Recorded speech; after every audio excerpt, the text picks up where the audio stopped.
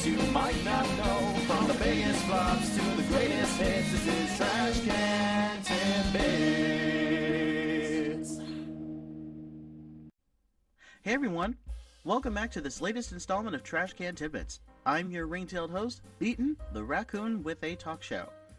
Last time, I asked the question, which famous museum worked with Nintendo to release a cartridge to bring their exhibits to life on the 3DS? The answer is the Louvre. The famous French institution released Nintendo 3DS Guide Louvre, at first exclusively in the museum, allowing guests to explore using a map on the touchscreen and seeing 360-degree rotations of all the statues and paintings within. The cartridge was eventually released outside of the Louvre on the Nintendo eShop, allowing players who weren't able to make it to France to experience the museum themselves. Now, with that addressed, let's get on to the video. A few months back, I sent out a tweet asking for more questions for me to answer, so this episode is another Q&A video. As usual, I selected 10 questions to answer, so here we go. Renton Whitetail asks, what was the first stage musical you ever saw in your life? Thanks for the question, Ren. I actually know this one. I saw my first Broadway show when I was 6. In 1994, my parents took me to see the Lincoln Center revival of the Rodgers and Hammerstein musical, Carousel, which served as the Broadway debut of Audra McDonald, an actress who went on to win, I think, the record number of Tony Awards for a single performer. She played Carrie Pipperidge, the best friend of the main female character, Julie. Now, I don't remember too much from the show, but I do remember the opening sequence of the carousel itself. The stage had a rotating turntable underneath which moved various sets. In the first 10 minutes of the show, it actually turned into a carnival on stage. You know, to a 6-year-old kid, that was magic. And thanks for asking. Now Wilsonson asks, if Beaton met an alternate universe version of himself, what would that Beaton be like? Oh wow. Interesting question. I don't think he'd be as nice, that's for sure. He'd probably want to bite a lot of people, like a rabid raccoon. Thanks for the question. The Poetry Ninja asks, if you could play one Broadway musical role, who would it be and why? Thanks for the question, Ninja. Now, one of my all-time favorite shows is Little Shop of Horrors, and out of suit, I look pretty nerdy and wear glasses, so I would want to play Seymour in Little Shop, because I would absolutely want to interact with that talking plant. When I saw the play on stage, I was spellbound. In fact, if there were any theater company in New Jersey that was doing Little Shop, I'd drop everything and go audition, no questions asked. Randy Ringtail asks, if you weren't a raccoon Tanuki hybrid, what other animal or animals would you want to be? A very interesting question, Randy. I'm sure most of you know that I have a second persona, Mole Sheppy, a German Shepherd. That came out of my admiration for a couple German Shepherd fursuiters I've seen. But if there were another animal, I guess I'd like to be a tiger. They're majestic, strong, and quite good looking too. Tigers wearing glasses too? Really wonderful. Thanks for the question. Joseph1998 asks, who is your furry waifu?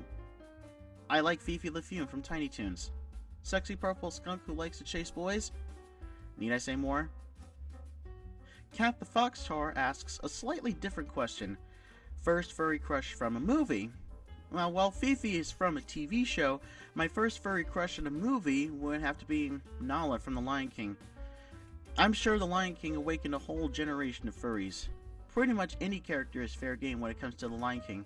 I also really love Baloo from The Jungle Book. Not a crush per se, but definitely gave me some bi-curious feelings growing up. Thanks for the question, Kat. Barry the Blue Hippo asks, do you RP?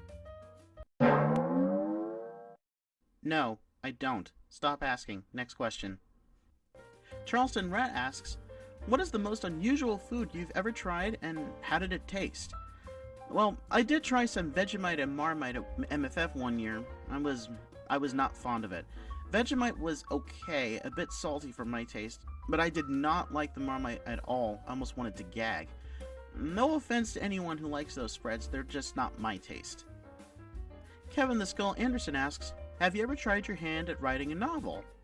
Well, first of all, Thanks for the question, Kevin. I actually have an outline for a book, but I can never figure out how it's going to end.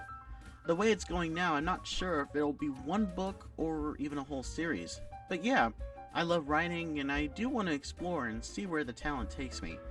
Who knows? Maybe I'll get back into it. I've taken sporadic notes on it over the years. We'll see where it goes. Hey, thanks for the question. And the last question comes from Tanya Song. She asks, what were your first musical influences? Tanya, very good question. Now, I grew up in New York, as I probably mentioned, so I was around a lot of music.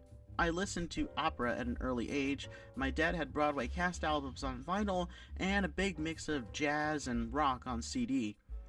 I think when I heard Chet Baker for the first time is when I had my awakening, I guess you could say. Hearing him play trumpet and singing made me want to sing too. And those who already know me know that I have a thing for jazz, rock, Broadway/theater, and even video game music. In fact, I'm finally getting off of my butt and learning how to play the drums. Hopefully I get good enough to play in suit. Thanks for the question, Tanya. And here's today's trivia question. I think no matter which way you slice it, David Hayter will always be the best voice for Solid Snake in the Metal Gear series. His gruff-sounding voice for the character has become iconic in its own right. It's actually revealed at the end of the game Metal Gear Solid that Snake's real name is in fact David. My question to you is, true or false? Solid Snake's real name of David is a tribute to his voice actor, David Hayter. And there we go for this episode. Thank you all out there who submitted your questions and allowing me to answer them. And I should take the time as well to announce that I am now on Twitch. I stream some of my favorite games, whether new or classic. So, if you're ever on Twitch, come and check me out at bnookie1988. That's B-E-E _Nookie, N-O-O-K-I 1988. I'll put a link to the channel in the description as well. And as always, please don't forget to like, subscribe, share, and ring the bell to be notified for future videos. Thanks for watching, and I'll see you next time.